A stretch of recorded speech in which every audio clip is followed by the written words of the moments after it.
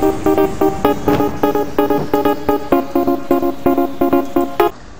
evening to one and all, and welcome to the Indian League Gaming, the AMA with Nikhil Brutality SK. As you all know, he's the best ADC in India and the first person to have hit Challenger. He plays for Team Oblique Gaming. This event sponsored by Indian League Gaming and powered by GamersGift, Antec and Spectranet. So a big shout out to them. Okay, welcome back one and all. We're back and we're going to start the AMA right now. So the first question is from Syntastic. He says, "Hi Ghost, ... Oh wait, I mean Nikhil. Were you instantly good when you started, naturally picking it up, or did you have to scramble through bronze, celebrate breaking into silver, etc.? How well do you think solo queue skill translates to rank 5 games and competitively?" When I started playing League, I guess I was below bronze. I started on NA at 300 ping and I had no idea how to play the game. I think my first champ was Twisted Fate and I used to build a AD mid. But I think when I switched over to Garena, it was when I was on EDX and I was a top laner back then. And yes, I had to grind my way from bronze all the way to Challenger. And the second part of the question, yes, playing solo queue does make you stronger, because I remember back when when I started, I never used to duo queue or anything. I just used to spam Darius top and play solo queue all day. You said Darius! So yeah, if everyone should play a lot of solo queue in my opinion, because that's what made me stronger and that's what put me where I am today. Alright. Moving on to the second question by Absonymous. As an ADC, playing solo queue when you get noob supports, how do you carry the game and win your lane? Is it the team fights or pure brutality dominance? I answered this question on Facebook the other day. People ask me how do I cope with solo queue bad support. So when I know there's a support who's trolling and stuff, you usually find them in champ select. So I quickly change up my runes and go with 3% lifesteal, and coupled with the Doran, it's about 6%. And all I do is just farm, like till I get my first or second item. All I do is farm, because that way, and you shouldn't force yourself into team fights, right? Because you know your support's bad, so you're gonna lose the fight. So you rather just farm up your items, and each AD carry has its pass spike. So when you hit that, you go ham and you just get your kills. Okay. So that's how it works. So you usually prefer not to trade with like an unknown support when you're solo queue, or like a noob support? Yeah, kind of. So I don't prefer trading or pushing the lane. I'll just freeze the lane and hold it back, and just wait for my jungler. Hopefully, the jungler is good. Like me, huh? Yeah. Okay. Moving on to the next question by Absonymous again. What do you think about the Indian LoL scene, and what should be done to improve LoL in India? What do you think about Indian LoL's... Oh wait, he started twice. Okay. So what do you basically think about the Indian LoL scene right now, and how can we improve it? Well, I've been in the scene for I think about a year and a half or a year now, and it's a very sensitive topic right now, because there's a lot of promises, been done by people, and some messed it up and whatnot. But end of the day, the few tournaments I played in India were really fun for me, because I'm very competitive and I felt like we have the ability to do good tournaments. It's just that we should let our ego aside and just choose one person to do it for us. I'm not going to pull out names and stuff, but yeah, let's hope ILG has something in store for us, because I'm stoked and I want to play. I want to really play against Indian players. And it looks like ILG is the next big thing for the Indian LoL scene, huh? Yep. So Hopefully. you're looking forward to the next tournament hosted by ILG? I'm looking forward to any Indian tournament, because I like playing in India. It's not that I get wrecked by Singaporeans. Now I prove myself, but yeah, we need to get a strong base here and then move on to any other scene. That's how it should work, according to me. Okay, awesome. And next question is from Soham02. He says, how did you GF feel after you reached Challenger?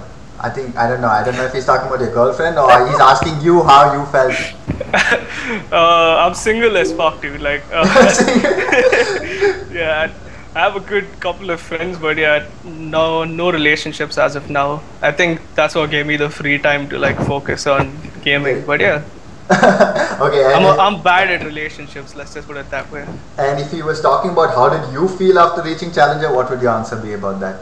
I think a couple of guys like Jojo, Keegan, and Ali were on TS, and I think my last game I went solo queue, and yeah, I was screaming my lungs out, man. Like my mom was in the room and she was like, "What the hell is happening?" And I was just running around. My dogs were going crazy. Like I was just screaming all over my house. You know, I was just like running around and shit. It was an intense feeling, and yeah, it still is. You know, it gives me like goosebumps. Every time I sign up and play solo queue, when I log in, it's still I can't still believe it. You know, I look at Challenger and I'm like, what? Did this happen? Because I was bronze. Yeah, I was bronze last year, so it's a big leap for me as a player. Well, was it about proving a point or about you doing it for yourself? What would you say? A little bit of both actually, because yes, I wanted to prove a point because a lot of people are like, I'm a hyped AD carry, I had good supports in the past and blah blah blah. There's so many things to it. So when I hit Diamond and Frost went AFK because he had something to do, I had to solo queue and prove myself. And once I hit, I think Diamond 1, Ali helped me with a couple of games. But yeah, otherwise it's been a solo queue journey right from D5 to D1. Alright. So it was a bit of both. I wanted to prove people wrong, as well as, you know, once you spend like 2 years playing the game, I wanted to show myself something, and I wanted an achievement to show others. So yeah, it's a little bit of both. Awesome. The next question is from Changed Destiny. He says, "Hey Nikhil, my question is, in rank should I use opponent's counterpick ADC or the ADC I'm best with?" That's a good question. Well, it depends on how confident you are with the ADC you're using. Because I'll give you an example. I'm a very cocky AD carry player, as a lot of people know, and even though, you know, the other team picks a Caitlyn, I'll still pick a Vayne into it, because I know at one point, once I get my Rune King or my Star Taker, I'm gonna like wreck the Cait. So I think it's a lot to do with your confidence. So if you're really good at an AD carry and you know every aspect of that AD carry, then yeah, you should pick it, because there's no one broken AD carry. You know, according to me, everyone's equal. If played well. Yes, there are like pass spikes, but at one point, say level 9 to 13, I feel all AD carries are like just evened out. It all comes down to skill. Okay, so you're saying that personally you would still pick, it doesn't matter if you go into a counter lane, but you trust your confidence. But what advice would you give to a beginner? Like, would you tell him to not get counterpicked at champ select? Or would you like tell him to, would you tell him to counterpick at champ select, or would you tell him to play what he's best at? Like maybe someone who's in silver or gold. Yeah, the thing which makes you a good AD carry is if you have a champ pool of 4 or 5 AD carries. Because if you're a one-trick pony, then yeah, I mean, you can climb to, you can climb to one level, and then you're gonna stop because people are gonna get stronger. But yeah, I think lower elo, you can one-trick pony and just like wreck anyone. Okay, alright. And yeah, you do need a good support. End of the day, that support needs to have a little bit of brain. So shout out to any supports, your personal favorites. Prob, Nikhil, and Frost. Of course, the 3 best supports. Alright.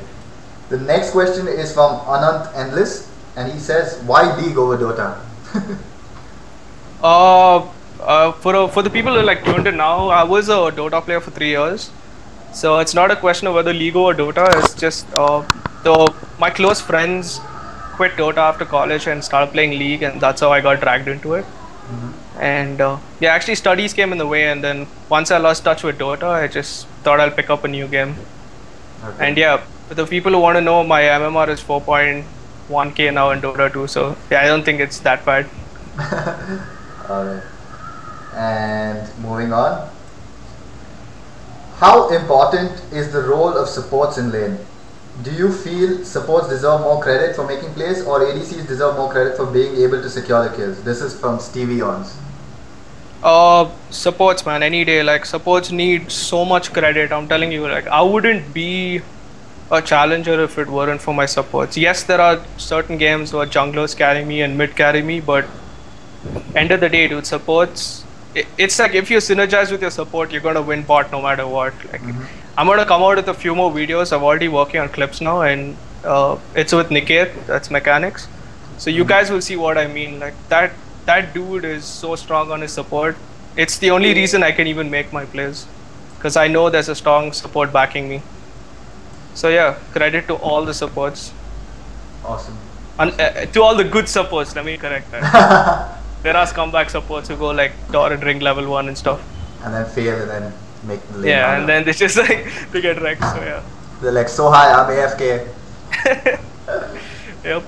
Okay, moving on to the next question from Syntastic again. If you're the only one fed on your team, when should you build full damage in order to carry? And when should you get Guardian's Angel to make sure you stay alive? When I'm completely fed, I still go for a 6th defensive item. Okay, Because so no matter that's a how must? fed... Sorry? That's a must?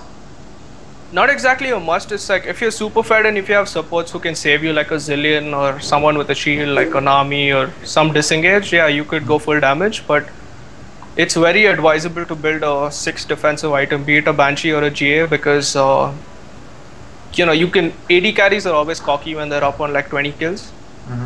So one mistake and then you might throw the game for your team because you're the only fed one.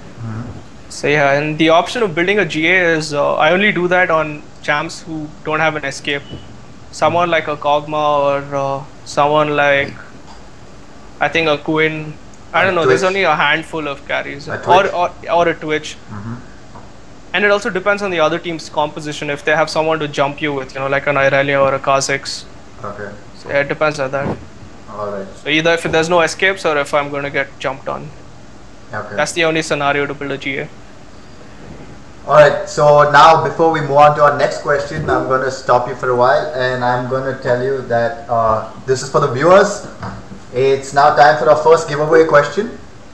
As we all know, GamersGift has been sponsoring giveaways regularly for the community. So if the moderators are watching right now, I'd like you to note down the first person to have answered the question correctly. So here goes. The first question is, who won the recent giveaway held by GamersGift where participants were required to get the same number of kills, deaths and assists in a match? Alright, I will repeat once more. This is the first giveaway question and you can win a couple of Garena shells. The question is, who won the recent giveaway held by GamersGift where participants were required to get the same number of kills, deaths and assists? Should I know the answer? Okay, no, you don't get to answer that. So people who are watching the stream right now, kindly type in the message on stream and our moderator, Mr. Lokesh and Mohammad Ahmed will be picking out the winners. That's the first one to answer the question, of course. Alright, moving on to the next question from Changed Destiny again. Okay. If I use mainly TF in mid lane and I successfully kill Teemo, Kata, LeBlanc, Zed and Akali, one time Syndra also, but I'm in bronze, so they are also bronze. But can I use TF in high elo smoothly? Nah, dude, it's I think once you make the move from lower to higher, you know, you'll realize that the game revolves around like 15 champs, because it's all about whether you get to pick those powerful champs or not. That's how high elo works, because every game there's a Lucian AD carry, every game there's a Graves AD carry or a Tristana AD carry. It's you don't see other AD carries because, you know, that's how it works.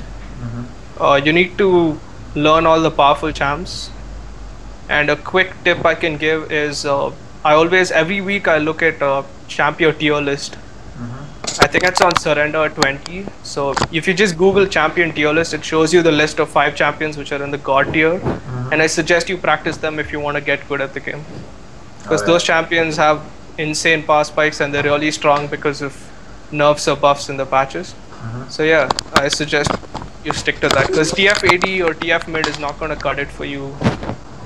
Like, you know, if you're a really good TF, yeah, but higher elo, there is going to be an opponent who is better than you or equal skill. So if he has a powerful champ like don't you feel that TF is very vulnerable to ganks from junglers?